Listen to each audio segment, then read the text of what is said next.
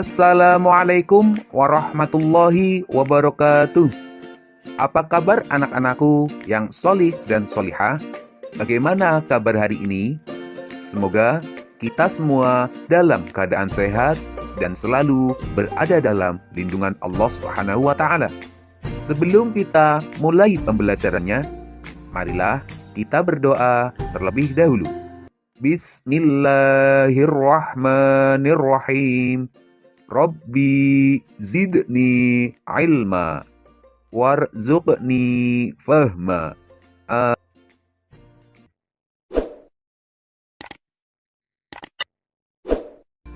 Anak-anak, dalam video pembelajaran kali ini kita akan membahas tentang kisah keteladanan Nabi Yusuf alaihissalam. Semoga dengan menyimak video pembelajaran ini, kalian dapat memahami dan menceritakan kembali kisah keteladanan Nabi Yusuf alaihissalam, serta dapat menerapkan sikap keteladanannya dalam kehidupan sehari-hari. Nabi Yusuf alaihissalam adalah putra Nabi Yakub alaihissalam. Nabi Yusuf alaihissalam lahir dari seorang ibu yang bernama Rahel. Nabi Yusuf alaihissalam memiliki adik kandung yang bernama Bunyamin dan memiliki 10 kakak yang merupakan saudara-saudara dari ibu yang berbeda.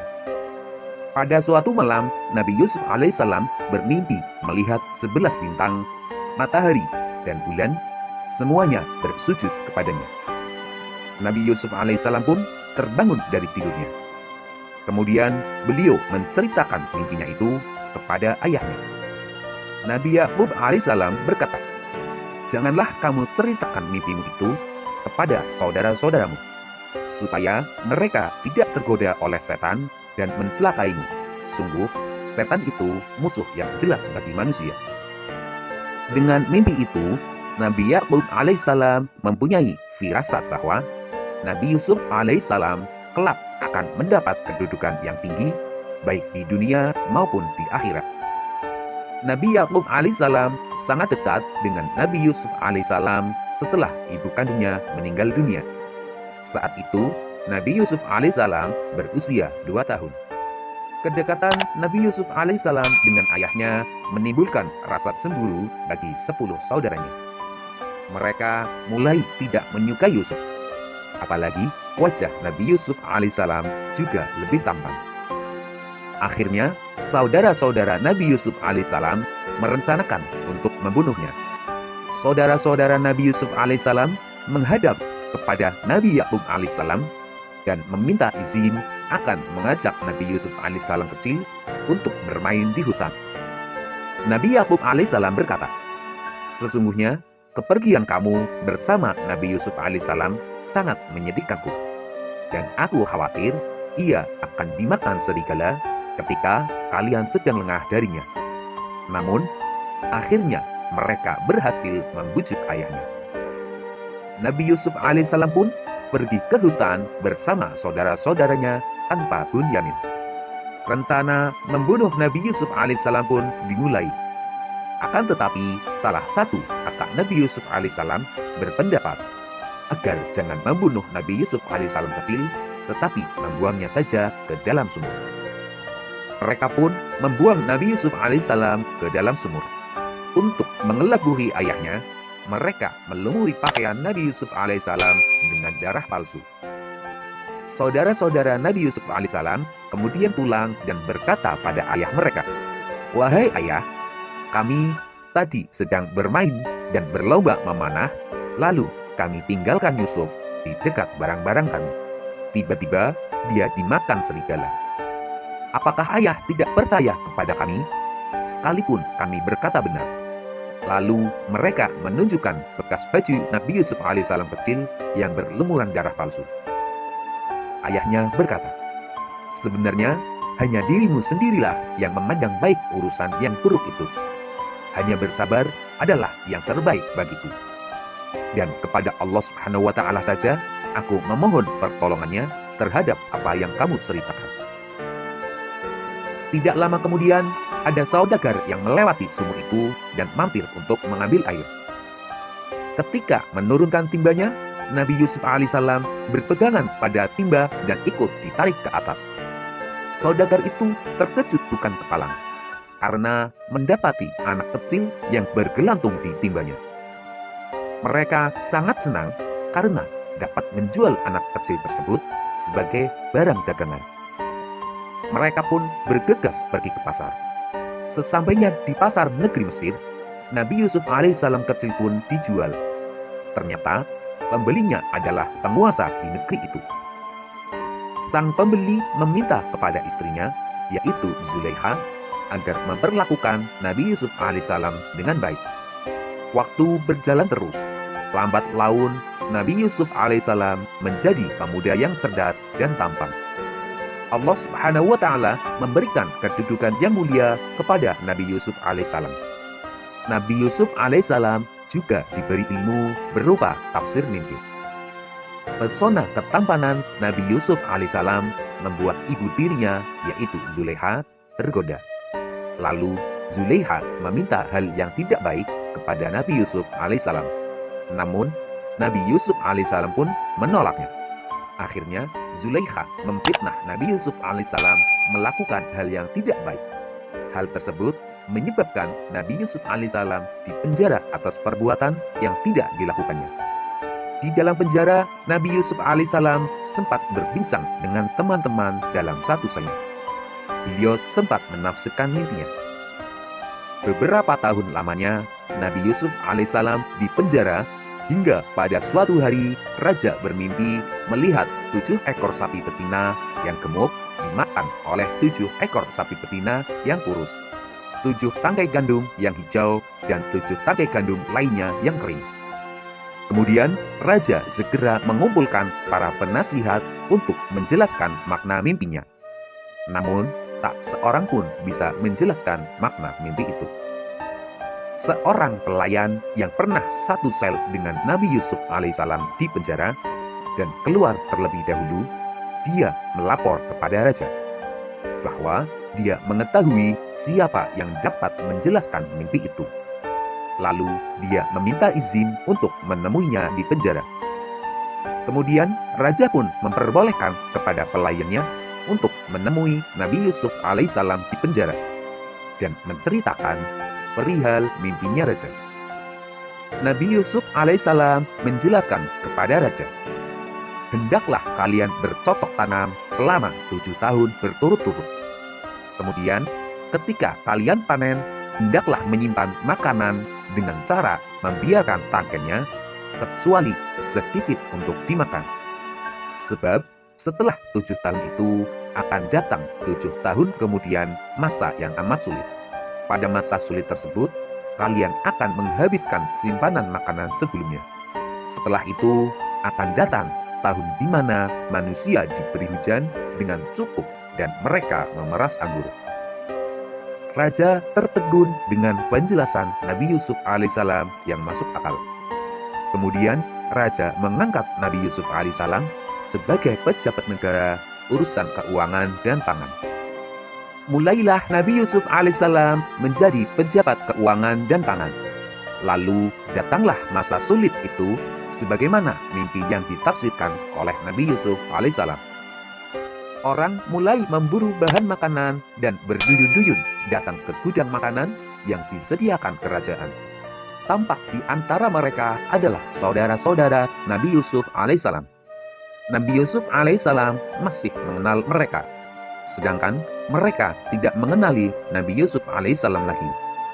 Karena mereka mengira bahwa Nabi Yusuf alaihissalam sudah meninggal dunia saat itu. Nabi Yusuf alaihissalam mendekati mereka dan bertanya tentang asal-usul daerah dan keluarga mereka. Mereka menjelaskan semuanya. Yusuf bertanya, "Kenapa saudara kalian yang kecil yang bernama Bunyamin itu tidak ikut ke sini? Untuk besok, bawalah dia atau kalian tidak akan mendapatkan bahan makanan seperti hari ini." Saudara-saudara Nabi Yusuf alaihissalam pun kembali ke rumah dan menceritakan kepada ayahnya tentang pertemuan dengan pejabat tinggi kerajaan yang meminta Bunyamin untuk ikut dalam perjalanan yang akan datang. Tentu sang ayah sangat khawatir kejadian yang pernah menimpa Nabi Yusuf alaihissalam terulang kembali. Namun karena persoalan makanan sangat penting, akhirnya Bunyamin diizinkan untuk ikut. Ayah mereka yaitu Nabi Yakub alaihissalam kini sudah tua dan kehilangan penglihatannya karena sering bersedih dan menangis mengingat nasib Nabi Yusuf alaihissalam. Para putra Nabi Yakub alaihissalam kini datang kembali ke kerajaan dengan membawa Bunyamin. Di tengah kesibukan menumpuk bahan makanan, Nabi Yusuf alaihissalam secara diam-diam menghampiri Bunyamin dan berbicara kepadanya. Wahai Bunyamin, sesungguhnya aku adalah saudaramu, Yusuf. Allah Subhanahu wa Ta'ala telah melindungiku dan memberiku kekuatan. Nanti akan aku susun rencana agar kamu tertinggal di kerajaan ini, dan saudara-saudaramu biarkan pulang ke rumah.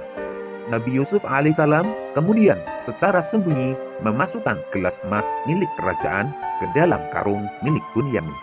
Ketika mereka akan meninggalkan istana, tiba-tiba pegawai istana mengumumkan telah terjadi pencurian piala dan mencegat semua kafilah. Saudara-saudara Yusuf bersumpah bahwa mereka tidak datang untuk mencuri. Namun sayang, ternyata para pengawal kerajaan menemukan piala itu di dalam karung Bunyamin. Bunyamin pun ditahan dan saudaranya yang lain dipersilahkan pulang. Saudara-saudara Nabi Yusuf alaihissalam kemudian kembali kepada ayah mereka di Palestina tanpa Bunyamin. Mereka mengabarkan apa yang telah terjadi. Ayahnya bertambah sedih mendengar kejadian yang menimpa Bunyamin dan beliau berkata, "Wahai anak-anakku, pergilah kalian mencari berita tentang keberadaan Yusuf dan Bunyamin dan jangan kamu berputus asa." Sewaktu mengambil makanan berikutnya, Nabi Yusuf alaihissalam menyampaikan kebenaran kepada saudara-saudaranya. Nabi Yusuf alaihissalam berkata, "Sadarkah kalian tentang perbuatan apa yang telah kalian lakukan kepada Nabi Yusuf alaihissalam dan saudara kalian sendiri?" Mereka sangat terkejut karena di hadapan mereka ternyata adalah Nabi Yusuf alaihissalam, yaitu adik mereka yang pernah dibuang ke dalam sumur. Mereka bertanya, "Apakah engkau Yusuf?" Nabi Yusuf alaihissalam menjawab, "Benar, aku adalah Yusuf." Mereka mengakui kesalahan dan memohon maaf atas perbuatan mereka yang membuang Nabi Yusuf alaihissalam ke dalam sumur. Nabi Yusuf alaihissalam berkata, "Kalian tidak akan dihukum dan dipersalahkan. Aku mohon kepada Allah Subhanahu wa Ta'ala ampunan dan rahmat bagi kalian, dan Allah Subhanahu wa Ta'ala Maha Penyayang."